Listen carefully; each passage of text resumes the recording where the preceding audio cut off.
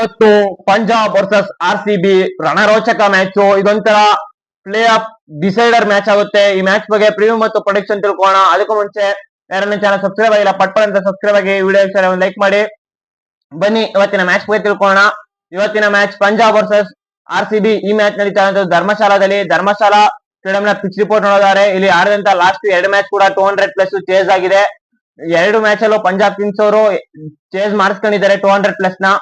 ಇನ್ನು ಇಲ್ಲಿ ಬ್ಯಾಟಿಂಗ್ ಗೆ ಸ್ವಲ್ಪ ಅನ್ನೋದಕ್ಕಿಂತ ಬ್ಯಾಟಿಂಗ್ ಗೆ ತುಂಬಾ ಹೆಲ್ಪ್ ಆಗುತ್ತೆ. ಸೆಕೆಂಡ್ ಇನ್ನಿಂಗ್ಸ್ ಡ್ಯೂ ಬಿಡೋದ್ರಿಂದ ಸೆಕೆಂಡ್ ಇನ್ನಿಂಗ್ಸ್ ಅಂತೂ ಇನ್ನೂ ಜಾಸ್ತಿ ಹೆಲ್ಪ್ ಆಗುತ್ತೆ.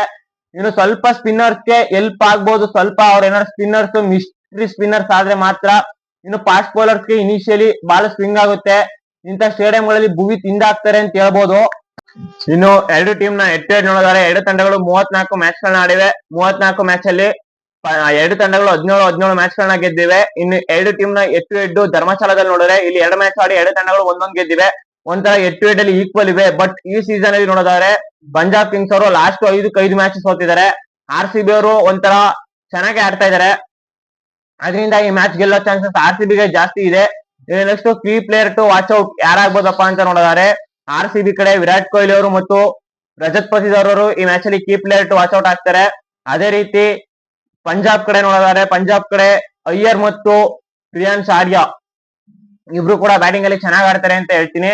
ಇನ್ನು ನೆಕ್ಸ್ಟ್ ನೋಡೋದಾದ್ರೆ ಬೌಲಿಂಗ್ ಅಲ್ಲಿ RCB ಕಡೆ ಬೌಲಿಂಗ್ ಅಲ್ಲಿ ಭುವನೇಶ್ವರ್ ಕುಮಾರ್ ಮತ್ತು ರಸಿಕ್ ಸಲಾಮ್ದಾರ್ ಇಬ್ರು ಕೂಡ ಬೌಲಿಂಗ್ ಅಲ್ಲಿ ಎಕ್ಸ್ಪೆಕ್ಟರ್ ಆಗ್ತಾರೆ ಅಂತ ಹೇಳ್ತೀನಿ.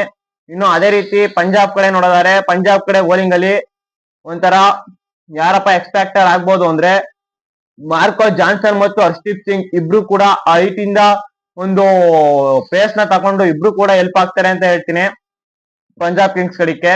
ಇನ್ನು ಈ ಮ್ಯಾಚ್ ಪಂಜಾಬ್ ಕಿಂಗ್ಸ್ ಗೆ ಮಸ್ಟ್ ವಿನ್. ಈ ಮ್ಯಾಚ್ ಗೆದ್ರೆ ಅವರು ಒಂಥರ ಉಳ್ಕೋತಾರೆ ಟೂರ್ನಮೆಂಟ್ ಅಲ್ಲಿ. ಇಲ್ಲಾಂದ್ರೆ ಅಫಿಷಿಯಲಿ ಅಲ್ಲಿ ಅವರು ಔಟ್ ಆಫ್ ದಿ ಟೂರ್ನಮೆಂಟ್ ಆಗ್ತಾರೆ. ಇನ್ನು ನೆಕ್ಸ್ಟ್ RCB ಅವ್ರಿಗೂ ಕೂಡ ಈ ಮ್ಯಾಚ್ ತುಂಬಾ ಇಂಪಾರ್ಟೆಂಟ್. ಈ ಮ್ಯಾಚ್ ಗೆದ್ರು ಅಂದ್ರೆ RCB ಅವರು ಪ್ಲೇ ಆಫ್ ಗೆ ಅಫಿಷಿಯಲಿ ಕ್ವಾಲಿಫೈ ಕ್ಯೂ ಅಂತ ಬರುತ್ತೆ. ಇನ್ನು ಈ ಮ್ಯಾಚ್ ನ ನನ್ನ ಪ್ರಕಾರ RCB ಅವರು ಗೆಲ್ತಾರೆ ಅಂತ ಹೇಳ್ತೀನಿ. ನಿಮ್ಮ ಪ್ರೆಡಿಕ್ಟ್ ಏನಂತ ಕಮೆಂಟ್ ಮಾಡಿ. Thank you.